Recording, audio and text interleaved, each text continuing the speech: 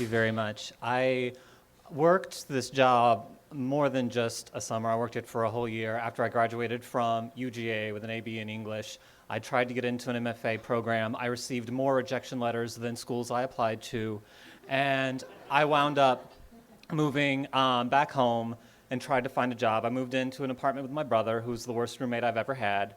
And I finally got a job as a pizza delivery boy for Premier Pizza and Pasta, a local independent pizza outfit back home in Conyers, or as the assistant manager, Andrea and I called it, Ghetto Discount Pizza.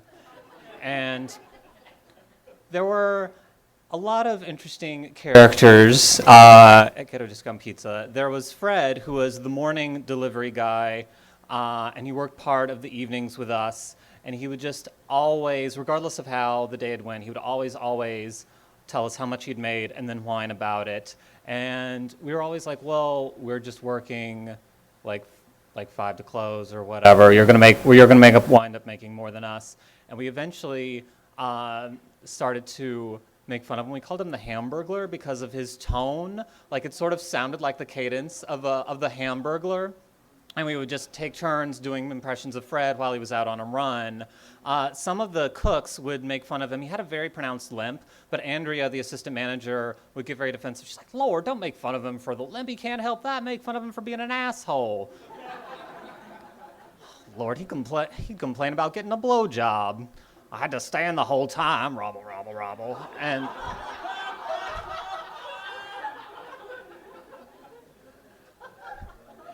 And in Fred's defense, he was like surprisingly open-minded. He lived with his daughter and his daughter's husband, his son-in-law, and I think the first time it was actually he was more open-minded than Andrea, so it was at least kind of appropriate that she brought it up. But she was telling me his living situation, and then he ended with, "And his son-in-law is black," which I'm like, well, I don't think it's a surprise.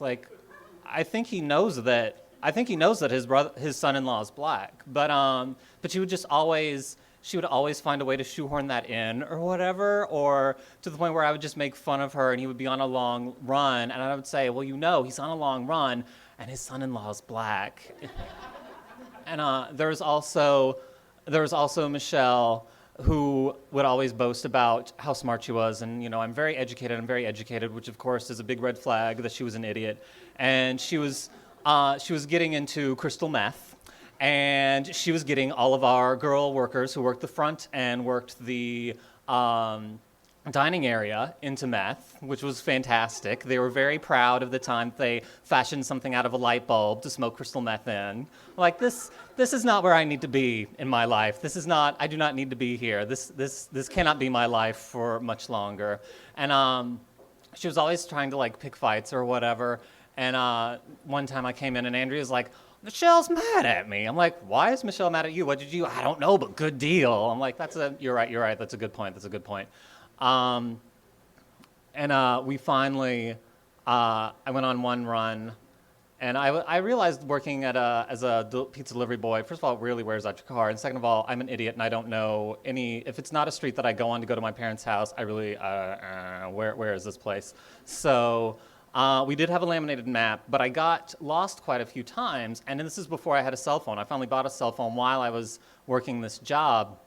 And I was on a run one time before I bought the cell phone, way out, and I got turned around. I went west instead of east on a state highway or whatever. And I finally pulled off to the side of the road, and I to a gas station and found a payphone and called the people who placed the order. I'm like, I'm at a BP. Is this close to where you are? They're conferred in the back. We don't know. I'm like, well, this is the cross street I just went over. Is that close to you? They're like, we don't know. We haven't heard of that. I'm like, well, okay.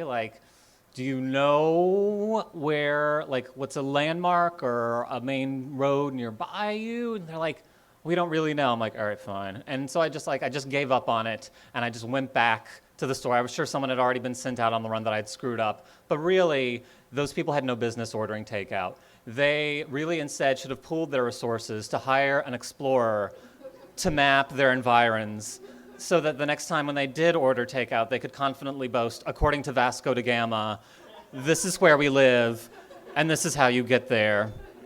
And that joke actually became the seed that grew into my incredibly doorstop urban novel, but whatever. And my roommate, Christopher Hines, I met through I actually talked him into coming out to the apartment I had with my brother for a party, and I told him where I was working at Premier Pizza and Pasta. He's like, so are you, it's a premiership? Are you like a prince of this business? I'm like, no, I am more of an ambassador for Premier Pizza, but thank you very much. And I finally wound up moving out and moving to Atlanta and to live with Chris, and he let me, I didn't have a job for the first month, and he's like, well, get one, and I'll just front you the money for this first month's rent, and then you can pay me back later. And that really worked out, and I wound up getting a job as a paralegal at a firm, and I've floated around to a few other firms, and that's where I am now, where I work at another bad job where I get yelled at by people who think their 1977 AMC Gremlin should be covered under auto lemon law.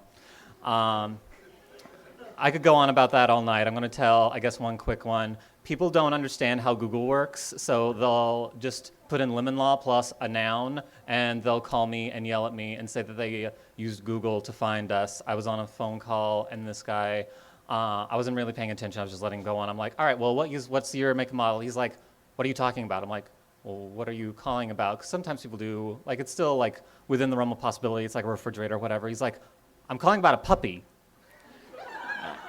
I'm like, I'm sorry, did you say a puppy? He's like, yeah. I'm like, I'm calling about puppy lemon law. I'm like, we don't do that, sir. He's like, well, I Googled puppy lemon law, and it shot me to your firm. I'm like, yes, because Google, the algorithm was like, puppy lemon law, the hell? And they just shunted you onto us anyway. But I just could not explain that, and he just like hung up on me in a huff. That is actually not the only call I've had for puppy lemon law, but thank you very much.